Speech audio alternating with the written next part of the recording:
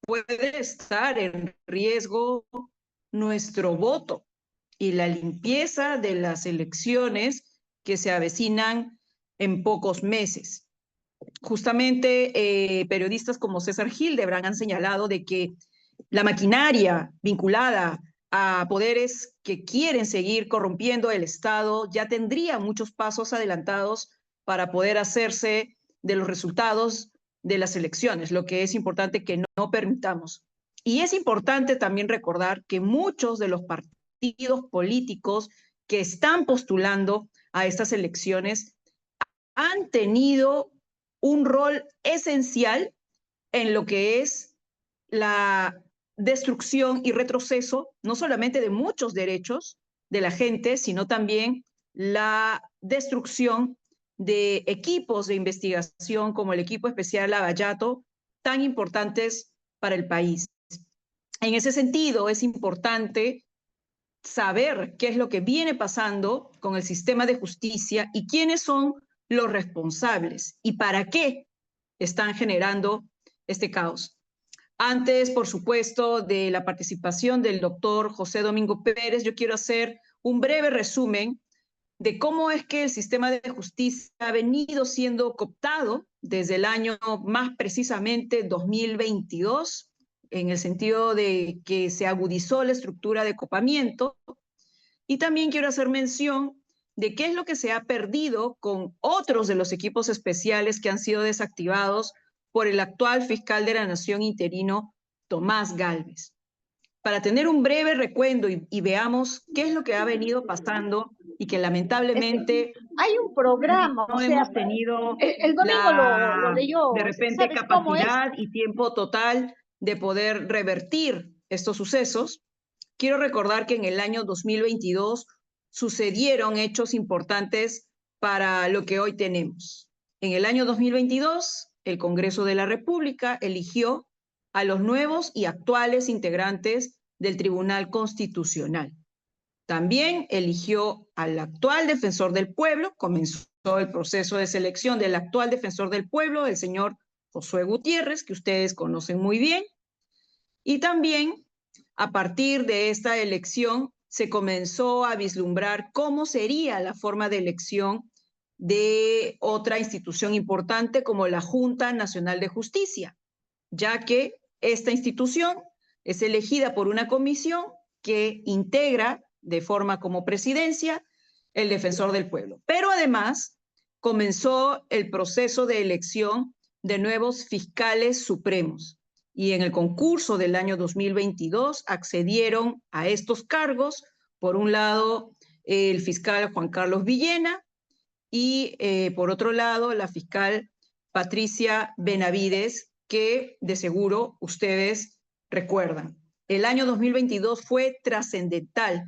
Hubieron prácticamente 4 elecciones de autoridades de justicia al paralelo, porque también se sumaba a finales de ese año la elección de todas las presidencias de las Cortes Superiores de Justicia.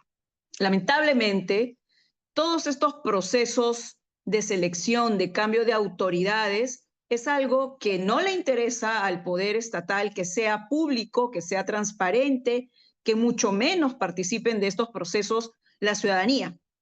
Y tiene una razón de ser.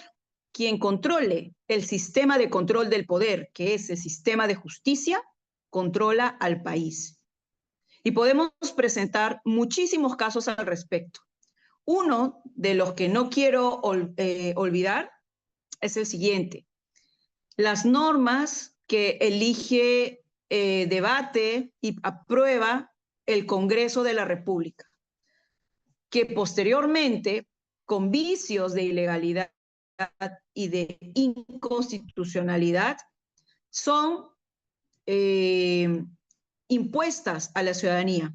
Una ley, la famosa ley del despojo, que se emitió el año pasado, es una norma que tiene serios vicios de inconstitucionalidad y que no obstante ello, el Congreso ha impulsado. Las famosas leyes también pro crimen, que han generado el aumento de la criminalidad en las calles, o las famosas leyes de amnistía, la ley de amnistía, En segundo lugar, y en primer lugar, la ley de prescripción de delitos terribles como torturas, desapariciones forzadas, violación sexual, desapariciones, entre otros, ejecuciones arbitrarias, extrajudiciales, etcétera. Y la ley de amnistía, como les había comentado, aprobada el año pasado. ¿Qué es lo que tiene que ver estas normas con los jueces, con los operadores de justicia? Estas normas, al ser violatorias de los derechos de la población, pueden ser, luego de un análisis, inaplicadas por los jueces. Y por supuesto, la Fiscalía puede, luego de ese mismo análisis, solicitar a los jueces que las inapliquen. En ese sentido, lo que ha venido pasando desde el año pasado con mucha mayor claridad es que el Parlamento ha emitido normas a su beneficio para que puedan seguir manteniéndose en el poder. Cabe precisar, por ejemplo, que hay otras normas que están en camino.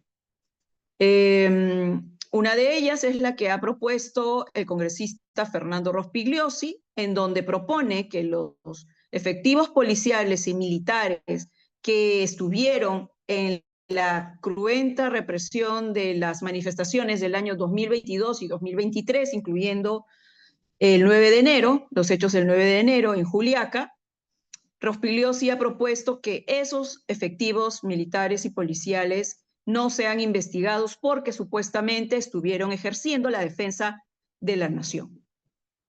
Como el sistema de justicia ha comenzado a través de los procesos correspondientes a inaplicar las normas, sobre todo las de amnistía y prescripción, es que el poder político ha arremetido con fuerza contra los operadores de justicia. Pero quiero mencionar que esto, lamentablemente, no es nuevo. Y digo que lamentablemente no es nuevo porque estas prácticas de acoso, de poner en contra de los propios jueces y fiscales a sus pares y de desproteger la integridad de estos operadores de justicia e incluso de sus familias, es algo que ha venido sucediendo desde hace muchísimos años. Con mucha mayor claridad podemos mencionar lo que ha venido pasando con los fiscales y el coordinador del recientemente desactivado equipo especial de Lavallato. El equipo especial, ya lo mencionará con mucho más detalle el doctor Pérez, es un equipo especializado que tenía que existir. La dinámica de investigación es súper importante. Colectiva, especializada, como un solo organismo, un solo sistema, y por supuesto con personas que habían sido felizmente nombradas en base a sus méritos y en base a su independencia. Nosotros podemos ver que prácticamente desde el año 2015-2016, los ataques que recibieron y siguen recibiendo fiscales como el fiscal José Domingo Pérez y posteriormente el fiscal Rafael Velabarba son parte de los ataques que hoy se ha ampliado a otros operadores de justicia como los jueces. Breve paréntesis, quiero mencionar que esta arremetida contra jueces y fiscales que han estado defendiendo no solamente la ley, ni mucho menos, sino los derechos de la gente, vivir sin corrupción, vivir sin impunidad, porque esas violencias se pueden repetir, y vaya que se han repetido en el país, es el alto precio que están pagando, lamentablemente, casi siempre en solitario los operadores de justicia. Entonces, lo que hoy viene pasando con el sistema de justicia, el cooptamiento, la amenaza pública a los jueces de llevarlos a la cárcel, de suspenderlos en sus trabajos o de cambiar la ley para perjudicarlos, es algo que ya ha venido sufriendo fiscales como los fiscales de Lavallato y concretamente como el fiscal José Domingo Pérez. Aquí la gran pregunta es, ¿por qué esto me tiene que interesar a mí? A nosotros, a nosotras, a personas a la costa, de la sierra, de las selvas, ciudadanos que trabajan en oficinas o ciudadanos que viven en los territorios y defienden el medio ambiente. Esto nos tiene que interesar, estimados y estimadas compañeros y compañeras, porque los grupos de poder político están vinculados con los grupos de poder también político y criminal que sostienen las normas que nos afectan directamente a nuestros derechos y que gestionan lobbies para que la impunidad se sostenga sobre los crímenes que nos afectan. Este poder no solamente está por parte del poder político, es un poder que se engrana con el poder militar de hace muchos años y también, por supuesto, y sobre todo con el poder económico. Si ustedes hacen un análisis, si hacemos un análisis de quiénes están siendo involucrados en estas violencias, quiénes son llevados al sistema de justicia, quiénes entran al Estado para liderar el Estado a nivel del gobierno nacional, del gobierno regional o incluso también del gobierno local, y vemos quiénes están en el Parlamento y vemos quiénes están aprobando estas normas contra los derechos de la gente, vamos a ver que son en gran mayoría, en una muy buena parte, los mismos nombres, los mismos apellidos, los mismos grupos. Entonces, poder conocer y tener con claridad esto nos va a ayudar no solamente a ejercer un voto consciente en las elecciones de este abril, sino que además nos va a ayudar a identificar a qué operadores de justicia como ciudadanos tenemos que acompañar y defender. Nuevamente, el poder económico y el poder político y el poder criminal tiene decenas de abogados a su servicio. Y son respecto de esos abogados a su servicio a los que se tienen que enfrentar los operadores de justicia. Han habido momentos en donde la ciudadanía se ha movilizado porque se logró conocer lo que venía pasando, como por ejemplo hace unos años con la repartija en la elección de algunos integrantes del Tribunal Constitucional. O en el año 2018-2019, cuando sacaron del equipo especial Lavallato a los fiscales por decisión del entonces fiscal de la Nación, Pedro Chávez. O en el año 2018, en donde muchos ciudadanos salieron a las calles porque los audios de la vergüenza evidenciaban cómo se compraba la justicia en este país sin ningún tipo de vergüenza ni de límites por parte de jueces y fiscales supremos. Alguno podría pensar, ¿hoy la situación es distinta? No. Hoy la situación incluso es peor que en la dictadura. ¿Por qué?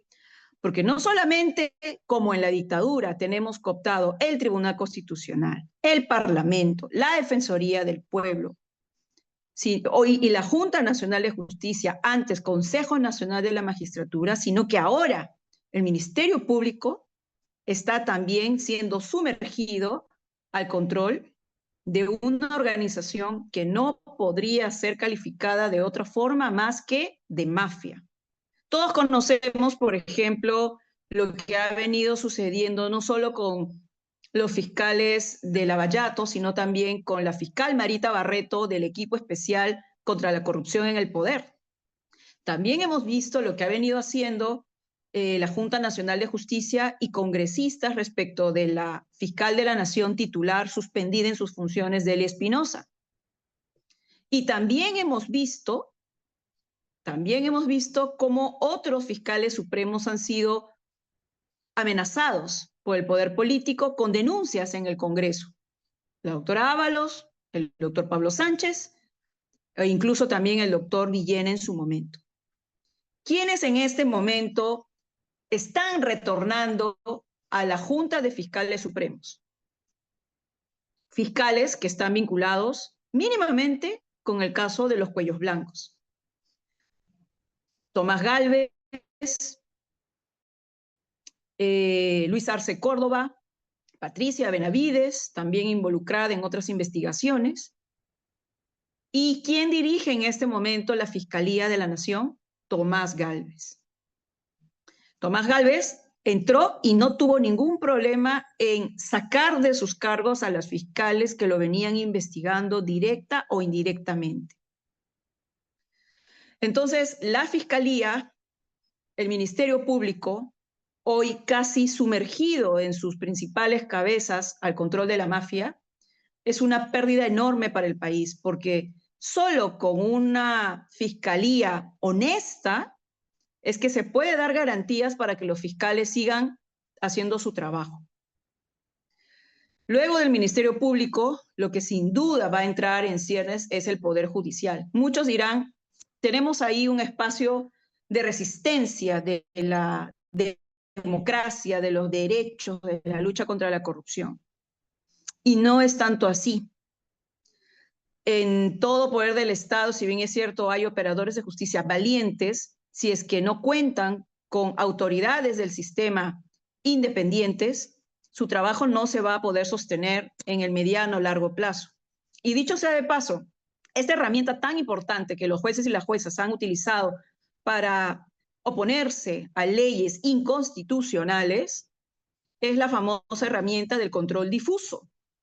Aplicar, o mejor dicho, inaplicar las leyes antiderechos en los casos concretos. ¿Saben qué es lo que ha propuesto el Congreso en noviembre del año pasado en una propuesta de reforma constitucional de la justicia? Que dicho sea de paso, fue hecha por una comisión multipartidaria liderada por María del Carmen Alba, ha propuesto, entre otras cosas, que el control difuso para que sea aplicado tiene que tener la evaluación y visto bueno de la Corte Suprema. Es decir, si alguien va a un juzgado y quiere que inaplique la ley de despojo por inconstitucional o alguna ley contra el crimen organizado inconstitucional o la ley de amnistía por inconstitucional, ese juez, si se aprueba esa reforma, va a tener, antes que aplicar por él mismo el control difuso, va a tener que esperar el ok de la Corte Suprema.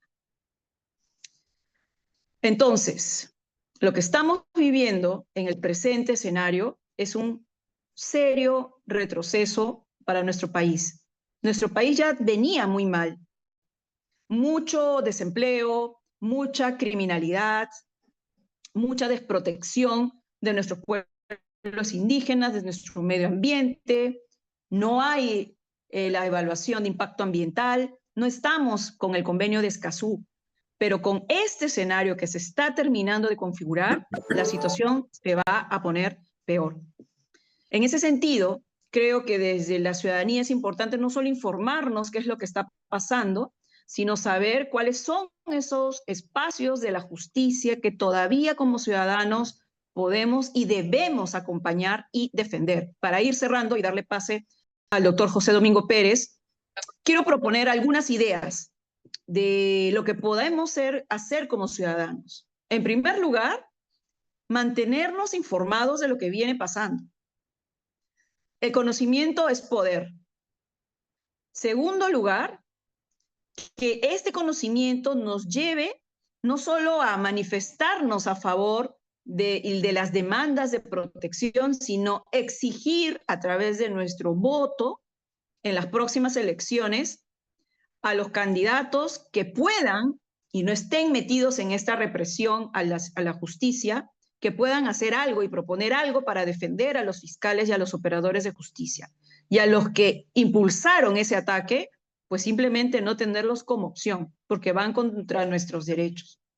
Otra forma en que se podría hacer esta defensa es poder identificar qué actores de nuestros territorios pueden sumarse, no solamente con alguna presentación de alguna demanda a favor de los operadores criminalizados por hacer su trabajo, sino también, por supuesto, hacer memoria de lo que viene sucediendo, documentar lo que viene sucediendo y poner en papel, en piedra, en arte y cultura, cuál es la postura de nuestros territorios, porque esta memoria colectiva, la documentalización de cómo está haciendo este proceso de degradación, es importante para a partir de ellos seguir pensando sobre qué hacer. Pero nuevamente, la información, el intercambio de opinión y poder generar acciones de demandas públicas para proteger a los operadores de justicia que están haciendo su trabajo tan esforzadamente,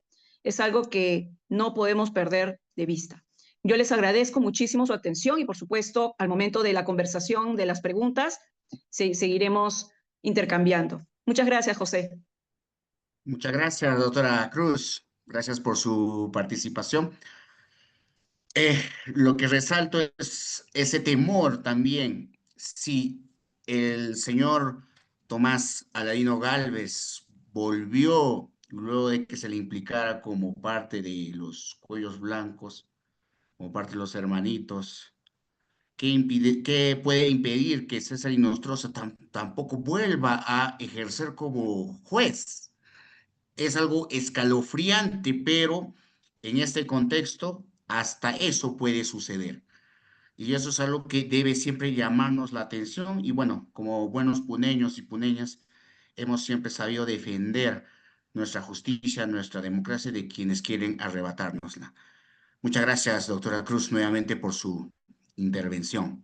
Ahora tenemos la presencia, la intervención, perdón, del doctor José Domingo Pérez Gómez, que como lo presenté, es fiscal titular del Ministerio Público.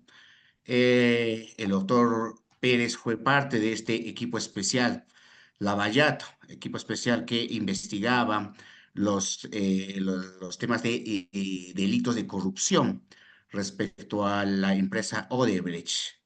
eh, en este sonado caso de los cócteles y que hasta hace poco, gracias al Tribunal Constitucional, también se ha archivado, se ha ordenado el archivamiento de este caso, ¿no?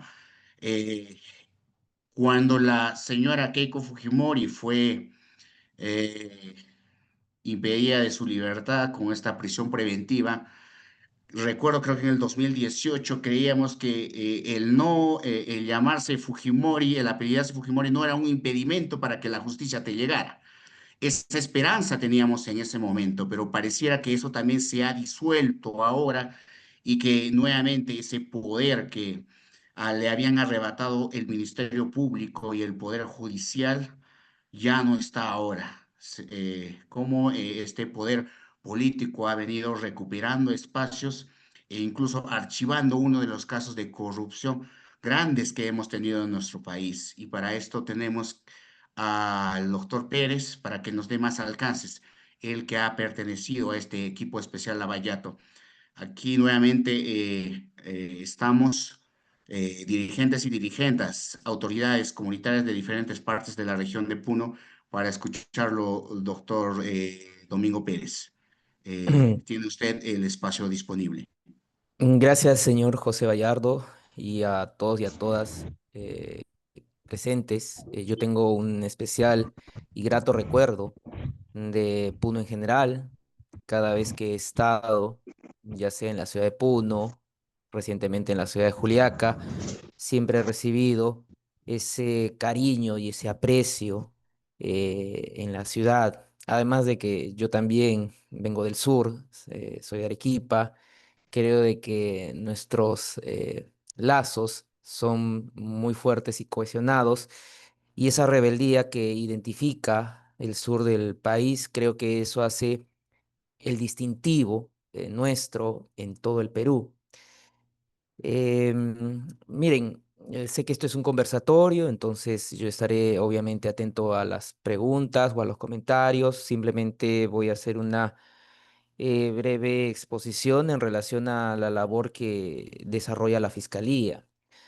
La Fiscalía es una institución muy importante para el país. Representa a la parte que termina siendo agraviada por la comisión de un evento delictivo.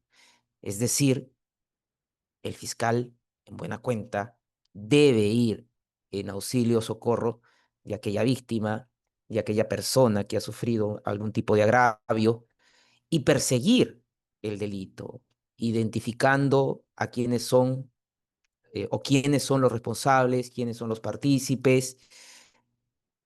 Es decir, en buena cuenta, la Fiscalía representa a la sociedad, la Fiscalía nos representa, porque es una función constitucional.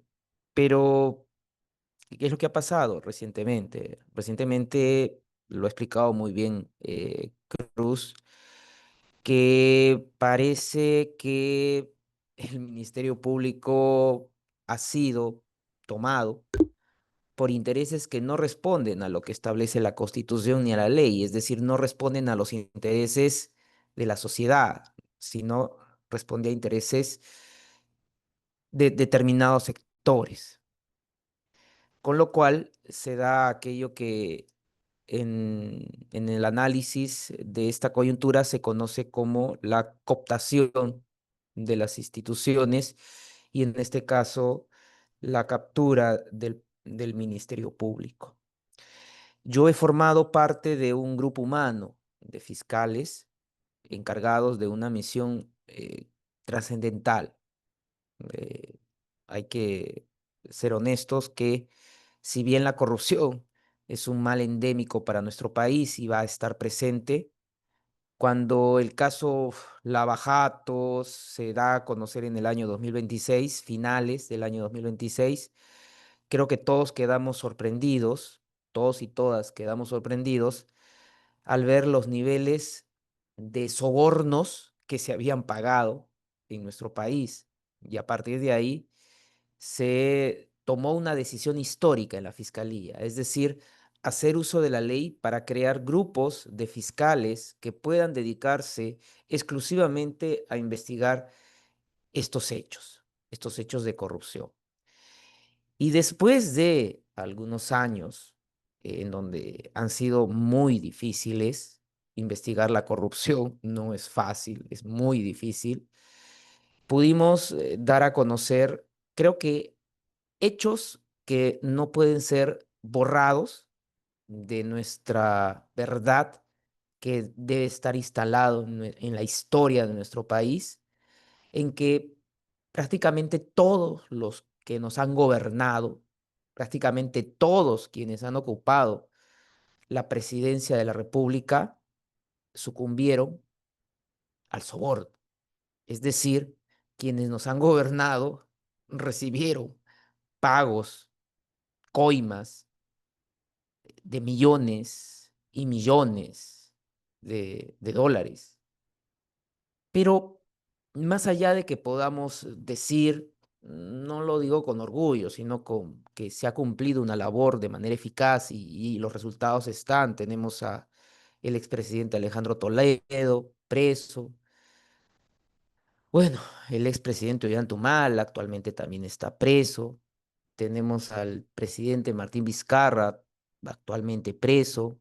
Tenemos procesos que están pendientes de que se puedan llevar a cabo, en los que lamentablemente ya no podré participar, como el caso del proceso contra el expresidente Pedro Pablo Kuczynski.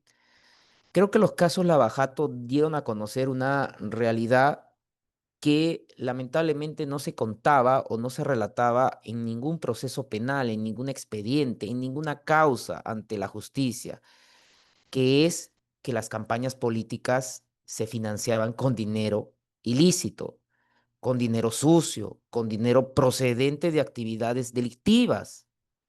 Lo que el caso Lava Jato le demostró al Perú es que no solamente quienes llegan al gobierno se ensucian las manos con la coima, sino que también desde el momento que están tratando de llegar al poder a través de una elección democrática y yendo plaza por plaza al pueblo pidiéndole su voto, ya se están ensuciando las manos porque están recibiendo dinero sucio. Y el caso Lava Jato demostró eso, demostró que las campañas políticas finalmente no eran una suerte de competencia libre, una suerte de competencia en los que participan en un proceso electoral están en iguales condiciones. No, se demostró que habían candidatos que por un lado recibían 3 millones de dólares, por otro podían recibir 1 millón de dólares de la empresa Odebrecht, pero también recibían más de 3 millones de dólares del principal banquero del Perú. Es decir, imagínense ustedes lo que significa que el principal directivo del banco más importante de nuestro país se burle de todas las normas que todos los peruanos tenemos que cumplir y que ordene que saque $3.650.000 en 17 oportunidades en efectivo para meterlas en un maletín, en maletines, en bolsas, y en 17 veces llevársela a la señora Fujimori en una casa de La Molina, acá en la ciudad de Lima, y entregarle, porque tenía que financiar su campaña política y que nos vengan el día de hoy, año 2025, 2026, a decirnos, eso no es delito, a burlarse y decirnos eso que les ha contado la fiscalía, eso que han relatado testigos, eso que está probado, eso no es delito. Eso que terminaron en el año 2024, cuando se inició el juicio oral contra la señora Keiko Fujimori por el caso Cócteles, aceptando públicamente que recibieron millones y millones de dinero en efectivo, eso hoy nos dicen sin mayor reparo que no es delito. Entonces, quieren reescribir la historia de acuerdo a sus intereses. Y cuando uno ve la historia de nuestro país, cae en la cuenta de que nos las reescriben de acuerdo a los intereses de quienes tienen poder y gobiernan en este país. Porque no debería llamarnos la atención que millones de dinero en efectivo se entregan en maletines, en sobres, en mochilas, en loncheras, en tuppers. No debería llamarnos la atención. ¿Y por qué lo digo? Porque en el año 2000, cuando Alberto Fujimori, quien era presidente de la República, caía en desgracia por su asesor Vladimiro Montesinos, le pidió al ministro de Economía de aquel entonces que le traiga 15 millones en efectivo del Tesoro Público, del Ministerio de Economía. Y esos 15 millones en maletas se los dio a Montesinos para que se vaya del país.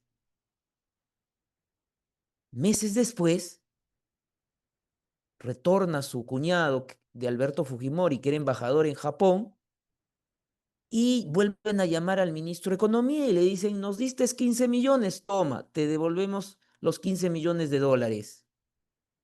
Y cuando Fujimori fue llevado a juicio después de ese proceso de extradición que concluyó cuando Chile lo otorga a nuestro país entre el año 2008, 2007, 2008, 2009, que se lleva a cabo este juicio, Fujimori aceptó que entregó dinero del Estado para Montesinos. Entonces uno se pone a pensar, no fueron solamente 15, fueron 30 millones de dólares. Y uno se pone a pensar, claro, ese legado criminal, como dije yo en la audiencia de juzgamiento, está presente, no ha cambiado, no ha mutado, sigue ahí vivo. Es la forma como se han comunicado siempre. Claro, nos reescriben la historia, porque así como ahora nos dicen que no es delito de lavado de activos, recibir dinero sucio para una campaña política, ahora también nos dicen que Alberto Fujimori no fue corrupto, que Alberto Fujimori nunca fue condenado por corrupción. Fue condenado por peculado, nos dicen, pero no es delito de corrupción. Entonces, yo creo de que lo que viene ocurriendo en nuestro país